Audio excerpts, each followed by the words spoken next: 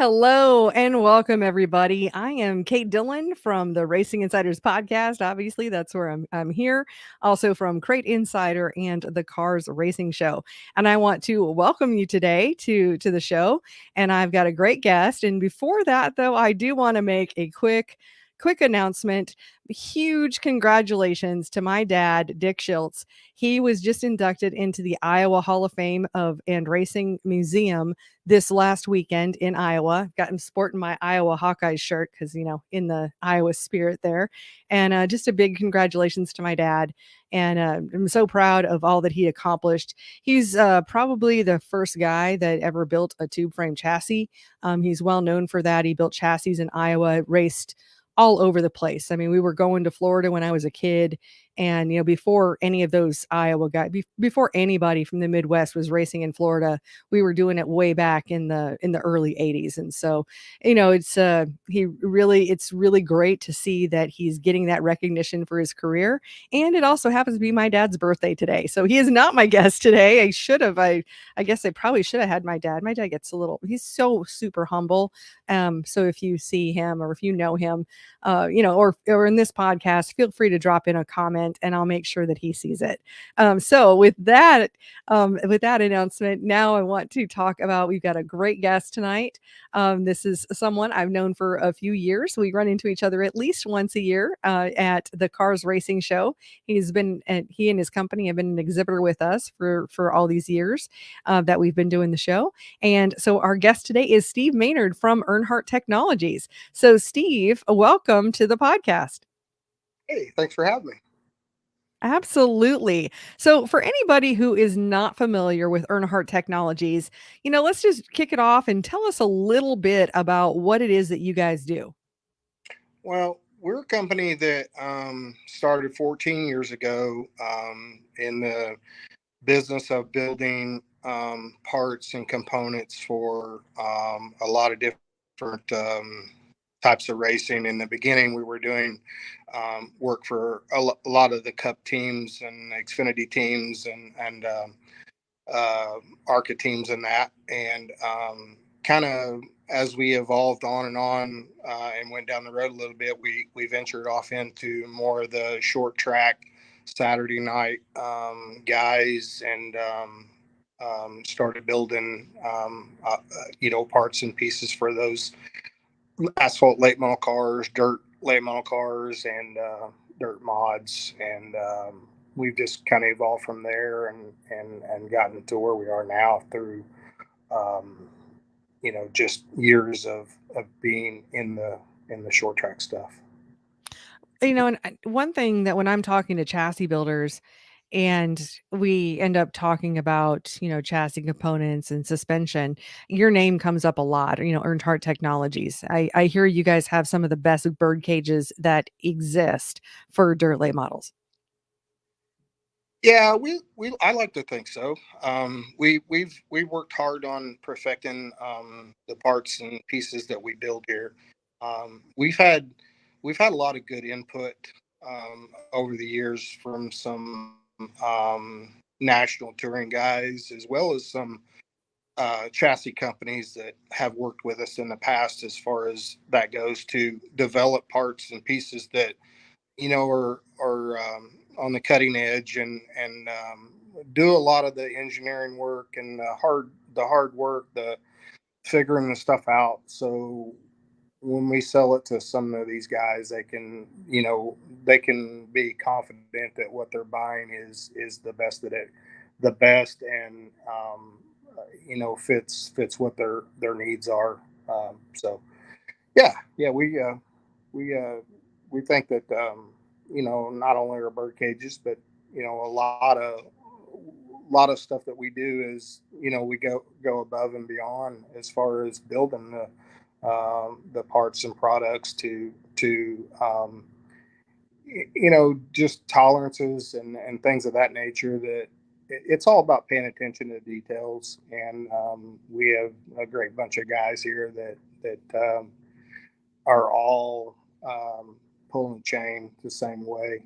And at the end of the day, when the product is ready to go out the door to the customer, it's top notch. Yeah. And that's so important to have a great team. I mean, that's as far as I'm concerned, anything that I'm working with, the number one thing about success is having the right team because one wrong choice can just tear everything down. And nothing that other people see, but it just the everything that goes with it. And we've met some of your people, and they've just everybody's been just great to work with. So that's pretty cool. I do have a curious question for you because you mentioned that this is just because I'm not super well versed in chassis and suspension. So, if I fooled anyone, I apologize, but I really am not. So, you mentioned working with a lot of the top super late model teams. Do you find that because I work with, my main business is Crate Insider, and I sell, guy parts to guys that have crate engines. And with having those lower horsepower applications, do you find that what you learn with the super late models translates right over to the crate late models? Or do you find that there is an adjustment because that there's just less horsepower? Does it matter? Well, it does translate. The cars are basically the same as far as Mhm. it goes. But the difference between super late models and crate late models, I would say that the crate late models, being that they're lower horsepower cars, are you're looking for every little thing that you can possibly get. I mean, if it picks you up a couple hundreds, you're going to get it. You're going to look. Mhm. It's almost harder, really, to race the crate cars. I Mm. mean, it's kind of funny, I think, but it is almost kind of harder to win with the crate cars and race the crate cars because they are so equal. So everybody's looking for that just slightest advantage that they can possibly get. Um, and that's where paying attention to the details of things that we do here can show up big for them crate guys as well as the super guys, but in particular the crate guys, because those cars, you know, they need to roll as free as they can possibly roll. Suspend through their suspension travel, um, all the way dynamically, statically. The cars need to be just as free and roll and it's tougher to find those little little things nowadays. So you got to work really hard to do that. But yeah, I mean, there's definitely there's definitely a correlation between the two.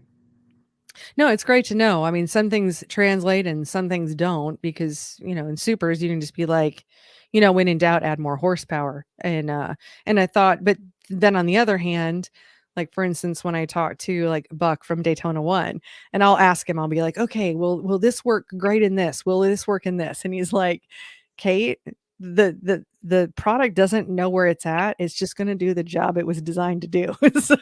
So I've kind of stopped asking, like power steering in this or power steering fluid in this, and so it was just a curious question because that's what we do every day in my shop is trying to find, to try to cross every T and dot every I. And when racers call me, I just tell them, if you want to win races, number one is going to be maintenance. I mean, like wash your car and do a bolt check. Like that's the number one thing. Number two is suspension. And like number three is anything you can buy from me. So I wish I was top of that list, but I cannot overcome if you're not going to wash your car and do a bolt check. So Yeah. yeah. It looks like we got a few folks here. So let me drop in some of these comments here. I see Scott's here. He's always the first one to comment. He says, Happy Monday from crazy California. Happy Monday, Scott. And thank you always for being here. And I see Jeremy is here. He says, Howdy, Kate. Congratulations to your father. That's an awesome reward for all his hard work. Yeah, it was really a proud moment. It was really great to see him do that. And our podcast producer, Tori Radford, is here saying, Hey, Steve. Yep, she's just not even saying hi to me. No, I'm just teasing you, Tori. I just saw you today. And Brian's here. He says, good guys that also do driveline service. Okay, well, tell us a little bit about that. I'm not aware of all the things you do. So tell us a little bit about your driveline service. And by the way, if you're watching us live, feel free to drop in a comment or a question. Happy to get those answered on the show. Yeah, so we have Rex Garrett here that has been he's been here for a long time, and Rex is pretty much the guy and the brains behind our driveline department. He builds a lot of the 2 and 3 speed transmissions, sets up rear gears for rear ends, um, and has done. I mean, he has a lot of experience in that field and a lot of knowledge that he's accumulated over the years. So he's pretty much perfected his craft there, and all of that driveline and transmission rear gear work is primarily for the asphalt late model world, not so much on the dirt world. Not really a whole lot of transmission work or rear end work on the dirt side of things, but he stays busy on the asphalt side. So we have, he can obviously service his little 2 and 3 speed transmissions that he builds, service and build your rear gears. At one time, we had a chassis dyno here. We still have a chassis dyno here. It's just not, we don't have it open to the public now. So it's we learned a lot through testing on the dyno and his actual transmission dyno machine that he has in the facility here to, um, figure out what types of oils and gear cuts and all kinds of different things to make speed with. And over the years of him doing that for the cup cars out of here, he's pretty sharp when it comes to that stuff. So. No, that's really neat. And I've got one more comment here, and I've got a couple of questions that are follow up. I see Neil is here. Neil McPhillips from Hooker Harness. What's up with my peeps? He says. So it's always and Neil was a guest on the show a couple of weeks ago, and learned a lot. I always learn so much when doing the show, and I just ask kind of all the hopefully my questions aren't too dumb, but hey, there's always going to be somebody. I'll take the bullet for that one. But thank you so much for watching and being here, Neil. I wanted to follow up. You mentioned that you guys have a chassis dyno, but that you stopped opening it up to the public. Is it that you just don't have time to do that aspect, or do you use it now for really dialing in? I mean, there's so much you can learn from a chassis dyno, far more than just basic engine dyno, where you can just make one little change and see what that's doing for what's happening at the rear wheels. Nobody cares how much horsepower your engine has. It matters how much is translating to the rear wheels. So, yeah, I'd love to hear more about that. Well, that was obviously it was here for whenever the Cup teams were racing out of here, and they dynoed everything before it left to go to the racetrack. So it was just a service that we offered for a while. It got to be where we were so busy inside the shop trying to get components built and just really didn't have the manpower to run it. Mhm. So we kind of got to where it was, got to be more of a situation where we just didn't have time to man it and do it. So we just stopped renting time on it basically. Mhm. Who knows? I mean, at some point we may decide to fire it back up and offer that service again to some folks, but currently it's sitting idle. Yeah, and with that now, like for any racers who, we've got people watching from like all over the country, and I'm sure that you've seen some results, some amazing results with some of the experiments on the chassis dyno. Just, I mean, I've been around them and I've seen that myself. But from your point of view, what would you recommend to a racer? Like, or what advice, or maybe talk to the racers who are watching on why they might want to go to a chassis dyno, and give them an idea of some of the things they can learn. Well, I think first and foremost, there is a lot to be learned on a chassis dyno. But I think particularly for anybody that races crate cars where the horsepower is low, I think it's a good opportunity to take a look at your driveline angles. So because there can be a lot of horsepower gained and a lot of horsepower robbed from misalignment in your drive line. So, and particularly with dirt late models, the way the cars are, the attitude that those cars have, as much rear steer as they have, as much chassis separation from the rear end as they have, we get in some really awkward driveline angles. They get your drive shaft in some misalignment uh, areas that can rob horsepower from your motor. I mean, the crate cars especially, being that they're so low horsepower anyway, but uh, the supers, it can be that with the supers as well. So that would be my biggest thing for guys to encourage them to get their cars on a dyno is to, not only to monitor your what's going on with your engine, your carburation, and your headers and all that stuff, uh, but there's a lot there's a lot to be gained with the driveline angles in those cars as well, and that's can be a simple fix. I mean, we have spacers. I mean, you can buy spacers to, the motor needs to be put in the car at you just don't want to set a motor down in the car square because the car's not going around. The car's a dynamic attitude. The motor has to be set in the car basically crooked to so dynamically when the car is at posture, your driveline angles are all as straight as you can possibly get them to prevent um, robbing any horsepower.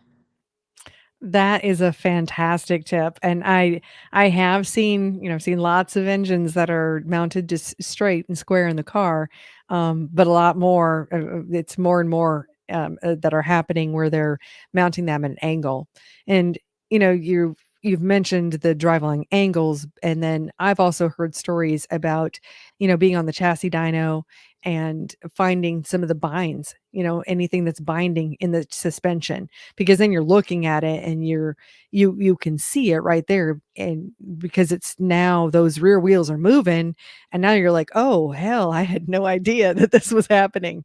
Maybe throw some GoPro cameras in there, but the naked eye will do quite a bit too.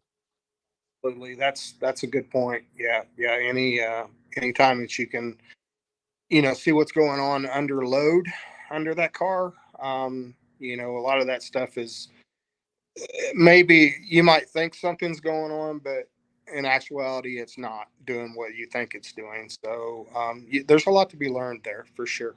Mhm. Yeah, and all the way through. And I see you've got a few more comments here, and Mike says, "Howdy, Kate and Steve." Well, howdy. Thank you for joining us. And Darren says, "Hi, Kate. Been a while since I made one of these." Well, thank you. I'm so glad you could make it tonight. And Neil says, "Sorry, what did I miss?" Um, I'm not sure exactly where you came in at, Neil, but my dad was just inducted into the Iowa Hall of Fame and Racing Museum this last weekend, so I was giving him a big congratulations at the beginning of the podcast. So maybe that's kind of a catch up there. And then I've got a question for you, Steve, from Darren. He says, "What are the best driveline angles for an IMCA stock car?" Ooh, now, I have a I have a feeling that that is a way loaded question. It's yeah, like and I'll be honest with you. I'm not real versed in the IMCA world of things, particularly the stock cars.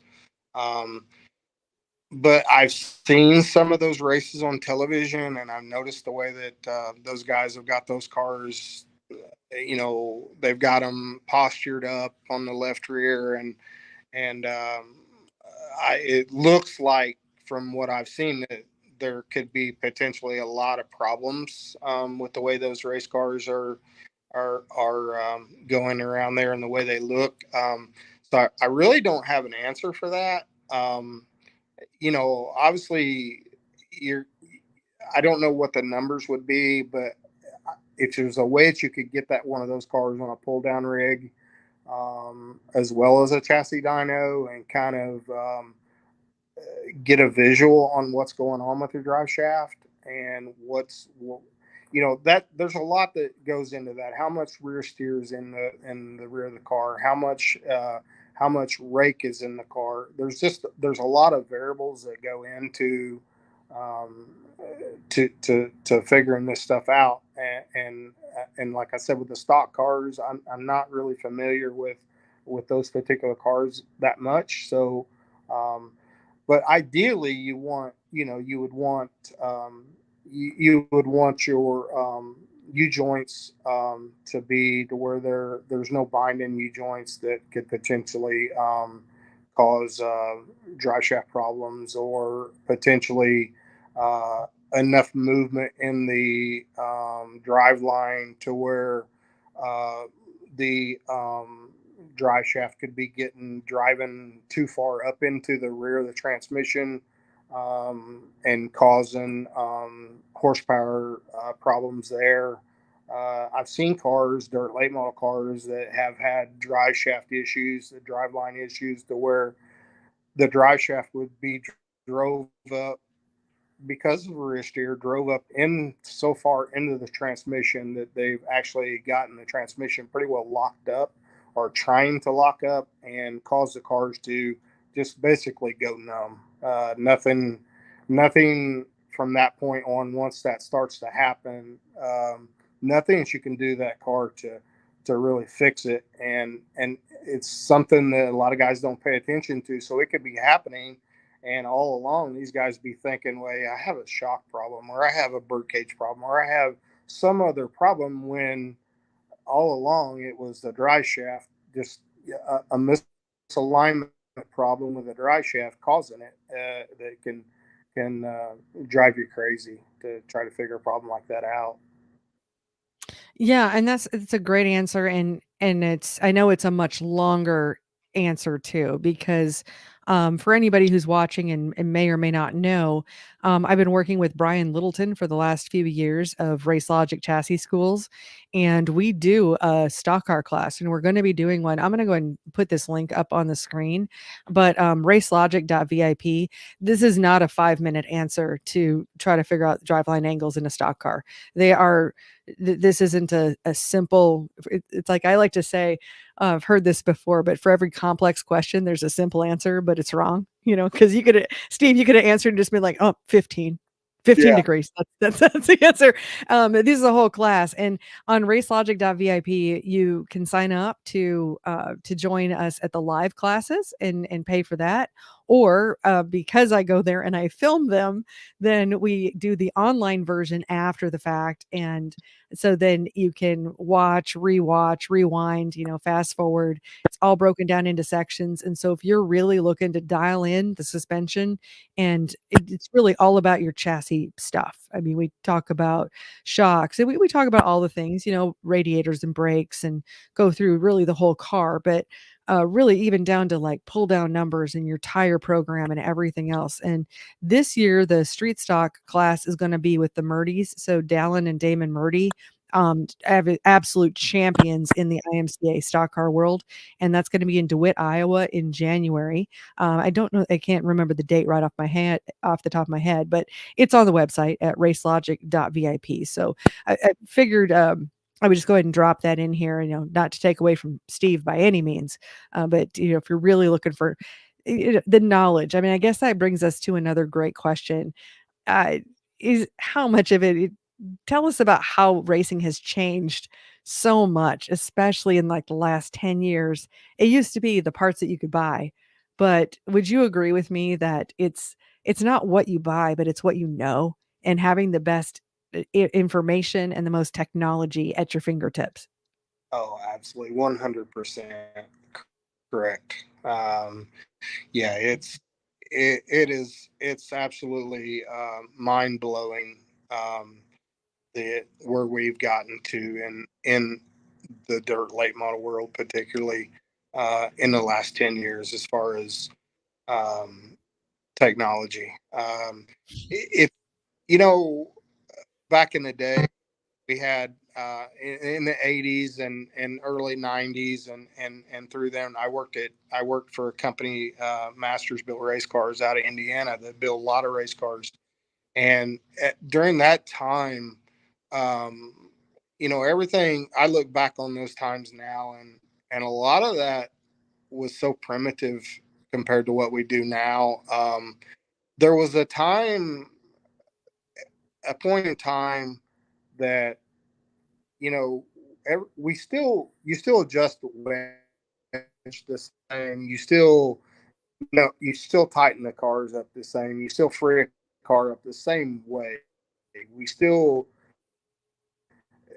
the physics of the car is still the same. It's just now, in today's day and age, we have the tools at our fingertips to make adjustments. Used to, we would, okay, well, a guy would come in and the car's loose. Well, you know, they would do a couple of and this is all based off of the driver's feel. They didn't really know. They didn't know smash numbers. They didn't know load numbers on the wheels. They didn't know any of that. They had no way of measuring it. Um, so they would make this basically the same adjustments that we would make now on these cars. But now we have so much technology and so much data and so much knowledge about what's going on that it's easier now uh, to adjust these cars and make the adjustments, and everybody has access to that knowledge now. So everybody's got it, and it's made it tougher, and everywhere you go now, everybody has, pretty much everybody has the same cars. I mean, they're all good race cars. They all have strong points, and uh, there's things now that um, you know in the day of the 80s and 90s, you really didn't rely so much on shock builders or people like that to help you with your race cars as far as setup and balance and stuff like that. Well, now um, you really need to work closely with a shock builder on a consistent basis to really even keep up. Quite honestly, the shock technology is changing day by day, and there's a lot of development and new things that are coming along that if you don't build a relationship with a shock builder and even your chassis builder, um, you're going to struggle. Even if you have all these other tools the smashers, the pull down rigs, and all the tools that are at your fingertips, um, you're still going to struggle unless you have a connection and those people around you that are able to read that data to you and interpret that data that can help you get faster. So, um, I mean, it's wildly changed. There was a time, what I was going to say is, and I think it was I want to say it was in the early 90s. This is probably the most um, this is probably the thing that changed our late model the most is they took the left rear shock tube behind the axle tube. And when that happened, you probably remember seeing your dad's cars going around the racetrack, and the cars were always flat, and they didn't have a lot of Yeah. attitude like the dirt late model cars now. The cars were Right. always flat. Well, they Hmm. didn't have traction back in the day. They had a traction, but they didn't have traction like we have today. Once we moved that Well, the shock and spring tires to the were half the behind on size. the bird Yeah. cage behind, Yeah. Yeah, And, the tires and were once not the same size as they are today, for sure. exactly. So once that change happened, it changed dirt late model. It changed dirt late model racing. Probably the single most uh, biggest thing that happened. So at that point, once that happened, all the cars got traction. Everybody had traction. Then it was just a matter of balancing that traction with the amount of steer. So you can have all the traction in the world in your car, and then guys started working on the front ends to turn with Mhm. all that traction. So you know, and from that point, we've continued to evolve into working on fine tuning the balance of the cars to the point now where it is like I said, you need support. You need support from engineering support if you can get it. You need shock support if you can get it. Chassis support from your chassis builder. I mean, you need all that nowadays. Where back in the day, you probably didn't. You didn't need all that. No, not at all. You could kinda do it yourself a lot more because it like you said, a lot of the stuff didn't exist. And, would you say that today's dirt late models are also far more sensitive than they were back in the day? I mean, just a couple of, turns when you're, like adjust what do they say? Like a couple of clicks and all of a sudden it's like, "Oh, okay, blew the setup," and you go from hero to 0 in just a couple of turns of, uh of, like, adjusting your shocks. Absolutely, without a doubt. Um, a couple, one little adjustment on a shock or one little adjustment of less than 20 to 30 pounds of load in one corner or the other, or missing a spring rate by 20 or 30, 40 pounds nowadays will absolutely send you to a B-man. Um, uh, and, you know, uh, so they are, they are more fine tuned adjustments now. I mean, I never would have ever thought um, in my life that I would ever see dirt late model guys be able to adjust their cars with the fine tune adjustments that they do now. Like, for instance, pulling an eighth-inch packer out of the right front off of a bump stock. I mean, It's insane. that's easy that's where we are now. That and you know, and there goes to being able to um, measure everything that we're doing. I mean, we're able to gather data and measure what we're doing now, so we can get it down to the fine adjustments. So yeah, for sure. Now, would you say that racing was really in that's like its golden days back in the 80s? Is that the golden days, or when were the golden days of racing? Or is it today?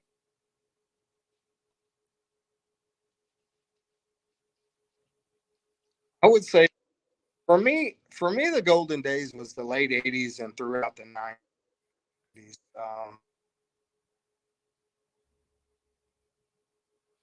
Do you have any favorite stories from back then? Oh, are you there, Kate? Yeah, Are you I'm there? here. Do you have any favorite stories from back then?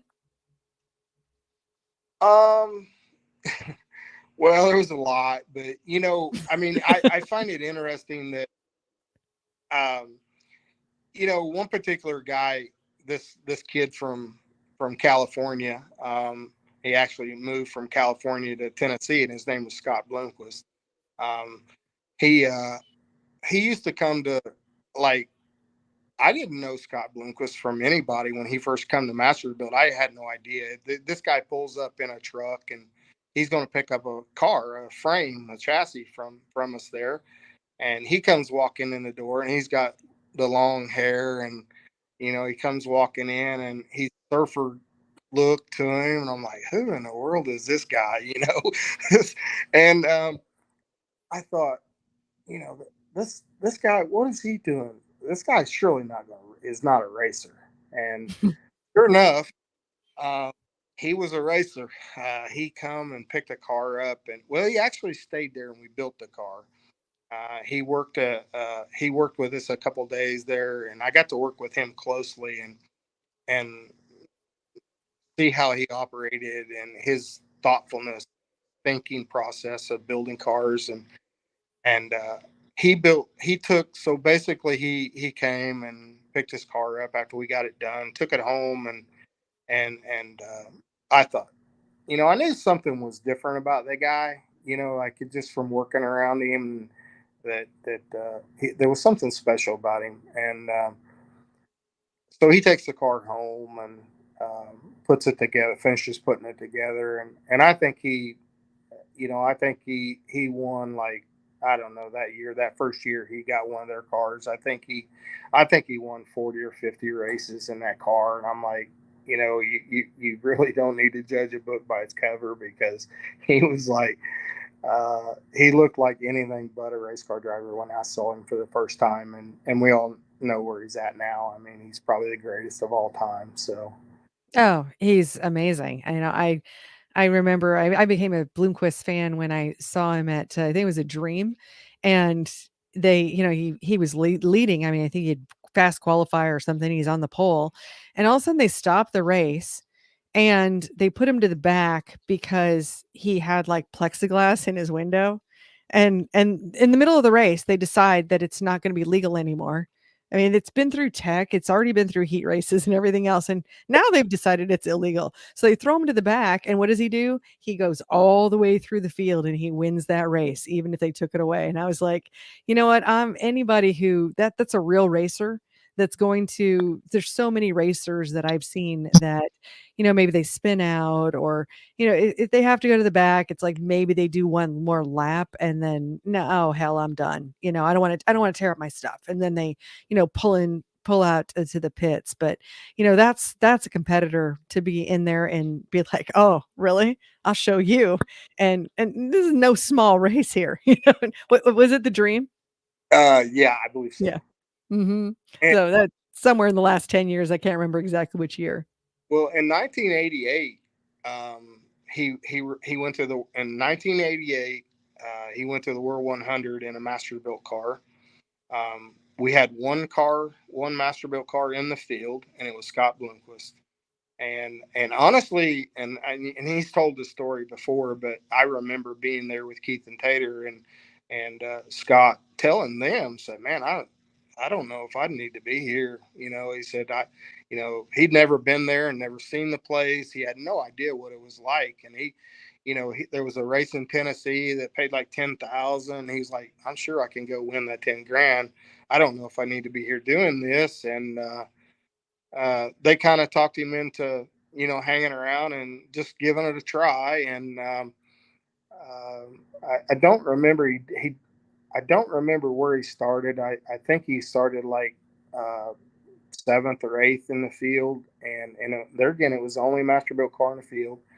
And Jeff Purvis was, I don't know if you're familiar with Yeah. Jeff Purvis, Hmm. but Jeff was leading the race, and Scott had got up to him and was running second to Jeff. And Jeff had won the race 3 or 4 times, and Scott had never been there. So he was following the teacher around it, Hmm. going Hmm. bumper in his tire tracks for 50 laps. And it was like on the 51st lap that Scott said, "Okay, I've seen enough. I've been in the class long enough." Pulled out, drove by Jeff, took the lead, and went on to win. And unbelievable. I mean, That's incredible. it. And here I am, a 18-year-old kid.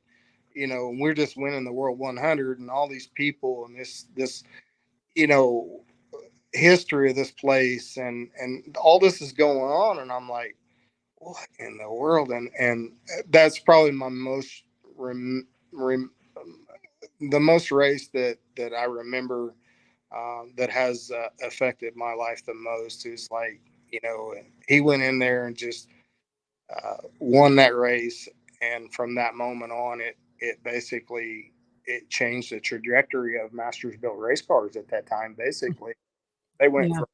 from building 30 or 40 cars a year to to building 300 a year because of that one race and that one guy. So it was good times, good times. Absolutely, and especially then, especially back then, the World 100 was the Super Bowl of all dirt late model racing. I mean, now we've got all the crown jewels that are all over and racing. Before the show started, you and I were talking about how racing is basically year round now. I mean, there's no off season, and that it is what it is. But back then, that was so standalone in its way. And I love your description, just seeing this California guy, but it reminds me, there's this picture of Scott from somewhere in the 80s, and it's like he's standing there, and it is almost like Fabio, like, where it's just like this his majestic long hair, and it's like blowing in the wind, and it's just the majestic, I think, is the word that comes to mind. Yeah, that was actually a World 100 race. Oh, okay. American flag was in the background. At it, there was a race that I don't remember. I think early '90s. It got canceled on Saturday and running on Sunday. And when that picture was Oh, you know exactly which one I'm talking about. That's awesome. And I see we got some more comments here, and let's see. So let's see. Neil says, congrats to my dad. And Darren, when he realized that this was a hard question about the driveline angles, he's like, haha, sorry. And probably sorry, not sorry, but that's all good. And Dell is here, my good friend Dell. He says, hello, Kate and Steve. Congratulations to your dad, Kate. And thank you. I will be sure to pass that on. Mike says, and if, like, on the chassis stock car, probably make it as straight as possible for as long as possible. And then here, Ray says, I learned that lesson a long time ago, talking about prejudging. This nerd looking guy showed up, made fun of him, and he kicked all of our asses. This is probably a really good lesson to learn right there. Yeah, and I want to congratulate your father as well, Kate. That's quite an achievement for him to be put in the Hall of Fame and of all places, Iowa. I Yeah. mean, Mm-hmm. great state. I've been there many times, a lot of different tracks there, and that's something to be very proud of. Thank you, and I'll be sure to pass that on, and that's where I grew up, Waterloo, Iowa, and which was just the center of all racing in the late 70s, early 80s, before my dad, like, moved down to the South, to between Tennessee and North Carolina, working for NASCAR teams and stuff. But before then, we were in Iowa because there were more racetracks in Iowa than anywhere else in the country. I would say that that's still true today, Yeah. honestly. Well, and even if it isn't more racetracks, you can race more nights in Iowa than you can anywhere else. Because if you're in North Carolina, or if you're in the Carolinas or down south here, other than Millbridge running on Wednesday nights for the small cars, if you've got a dirt late model or street stock, anything like that, I don't know that you'd be hard pressed to find a track that doesn't just run on a Friday or Saturday night. You have your choice of many for Friday and Saturday night, but there's nothing else. And you go up to Iowa and you can race 4 or 5 nights a week. Oh yeah, on good racetracks too. Oh, amazing. All that black dirt. Yeah. One of my favorites was Farley. Used to have the Yankee at Yeah. Farley. Actually, Mhm. we went out there. I was able to go out there, and I don't know if we won that race a few times, and with some guys that had Masterbuilt cars. Steve Bowley, a Okay. few times out there, and I always loved that track. Of course, I think they shortened it now. It used to be a lot bigger than what it is, but that was always one of my favorite places to go uh, there, and been all over Iowa though. So Yeah. There's so many racetracks. I mean, you can't hardly throw a rock and not hit a racetrack there. A lot of fairgrounds, and I'm just gonna mention this on the show too. You mentioned Farley. Something I don't talk about a whole lot, but a few years ago, I guess it was kind of in the lockdown days, just a few short years ago, when there wasn't as much to do, I ended up starting another channel called Racing Rewind. So if anybody wants to type in racingrewind.com, it'll take you right to the YouTube channel. But what I've done there is, it started with Steve Hendren, honestly, had some VCR tapes of his old races. And so I hooked his VCR up to a computer and I digitized them and then was able to put them on YouTube. So once I did some of his, I reached out and said, "Hey, anybody that's got races, send me the VCR tapes. I'm going to do my best to keep them safe.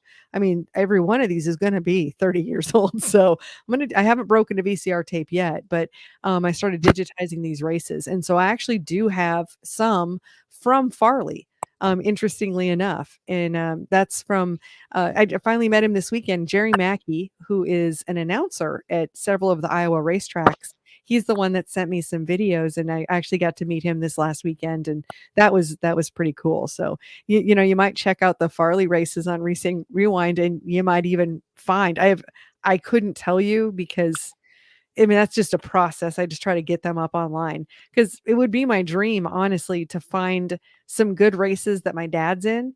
Now we pull out our phones and we basically document all of from what I ate for breakfast to, whatever.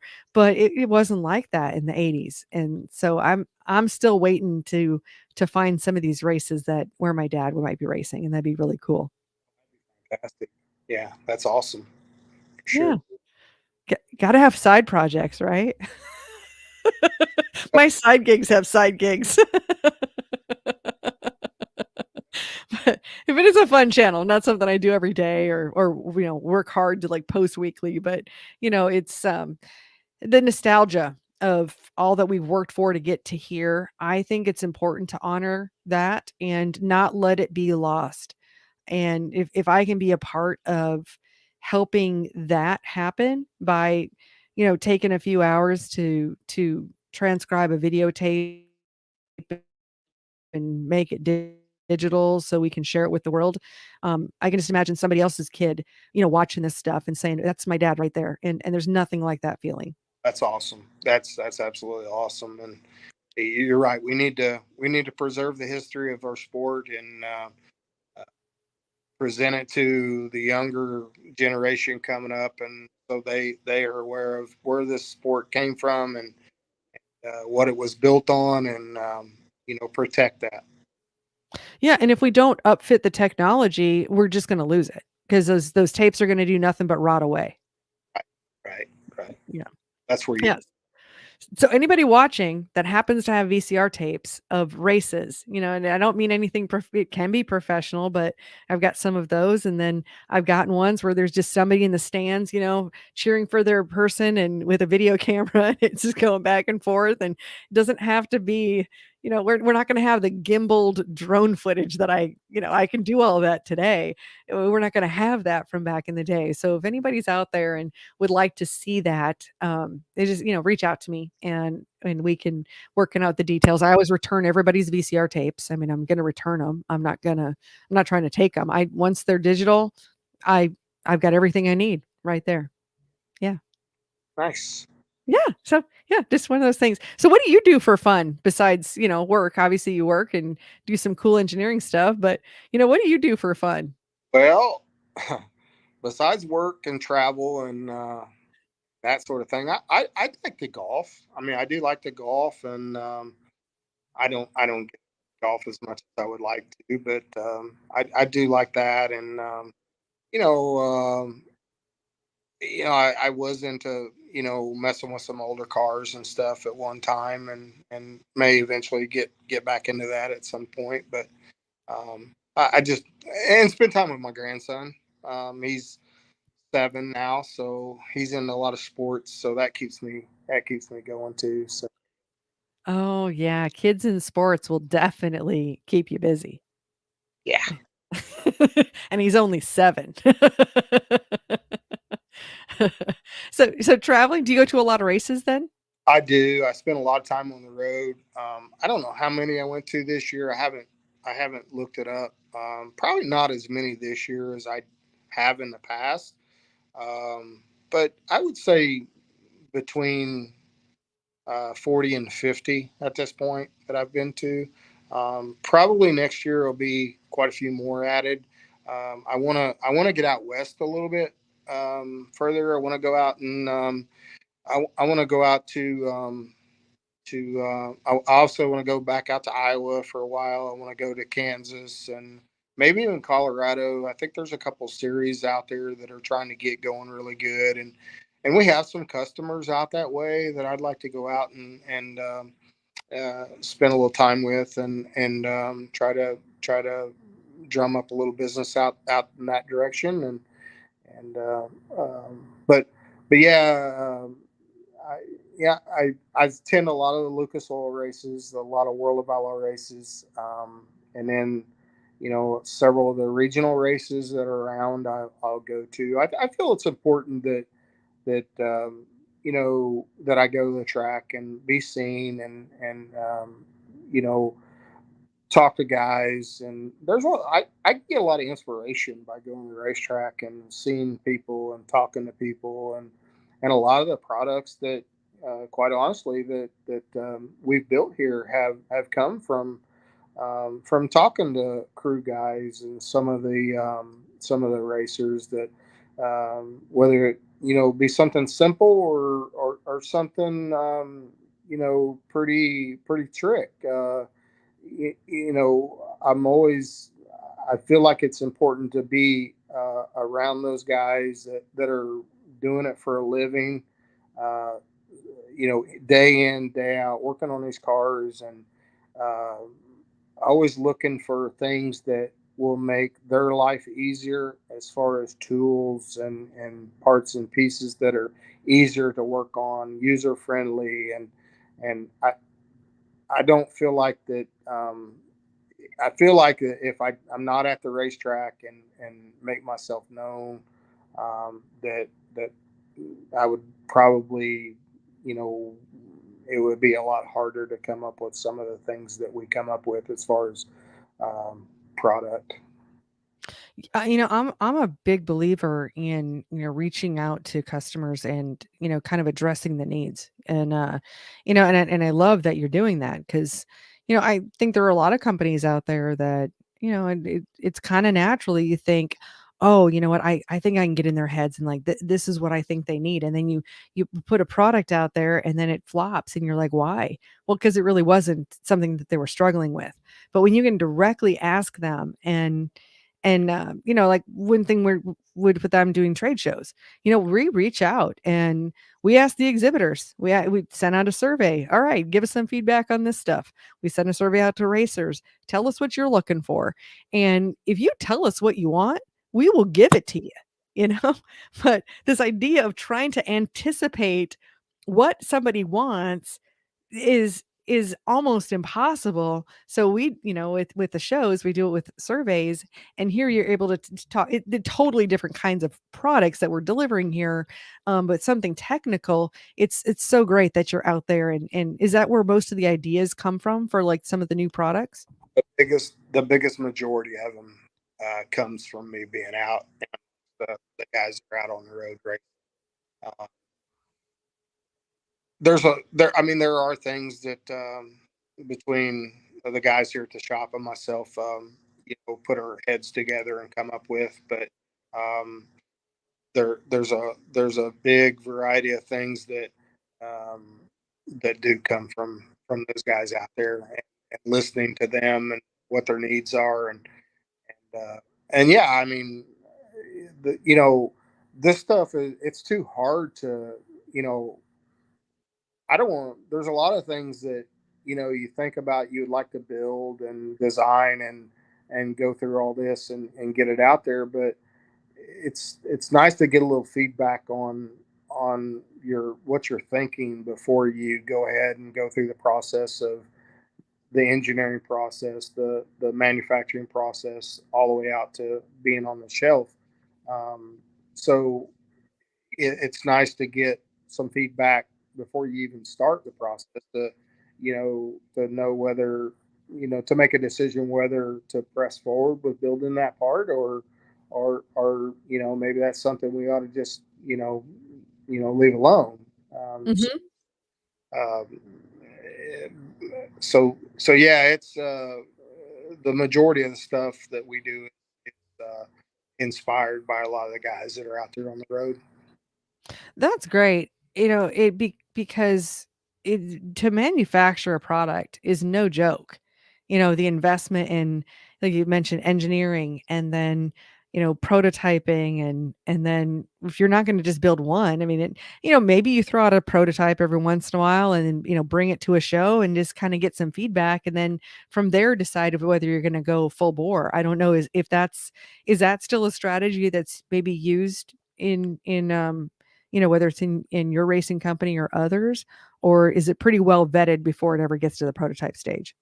Well, I mean, there are some stuff that's we'll go ahead and press forward with and get out there to R&D with some guys, let them R&D it um, to help us. You know, there's some things that are pretty simple that we, you know, once we talk it over and hear them out, hear the needs of the guys that are out there, we pretty much have a good idea that if this guy here needs it, then it's probably going to be okay to go ahead and press forward with it and build some. But Mhm. there are some parts and pieces that um, you know, we need to probably go ahead and you know, R&D a little bit. Go ahead and build a prototype. Go ahead and get it on someone's car, let them test it, and and go from there. And you know, there's, you know, it costs to do that, but you know, a lot of times that's the only way you're really going to know on, and particularly in suspension components is when you Oh, yeah. build something and really try it. And it could be just a, you know, it could be not a complete new product. It could be just a revision of something that we've done already, uh, Mhm. to better it or to make it, you know, a little different, or a little bit Mhm. Great, and it looks like we got a couple more comments here. So Chris says, "Good guy right there." So you're a good guy, Steve, and different. I think you are too. And then Shane is asking, "Steve, what late model series in Colorado are you going to?" That is the, I believe, the High Plains series. I believe that's the one I'm going to go out and visit. I believe it's the High Plains series, if I remember correctly. But they race mainly in Colorado, maybe a little bit in southern Montana, up and through that area, maybe even over in the Dakotas a little bit. Um, I gotta do a little more research on scheduling when. I believe that's the Okay. Cool. Cool deal. Well, I can barely believe that it almost an hour has gone by since we started this conversation. This yeah. is just kinda oh, and Shane actually says, "Yep, that's it." You know, that is it. High Plains series.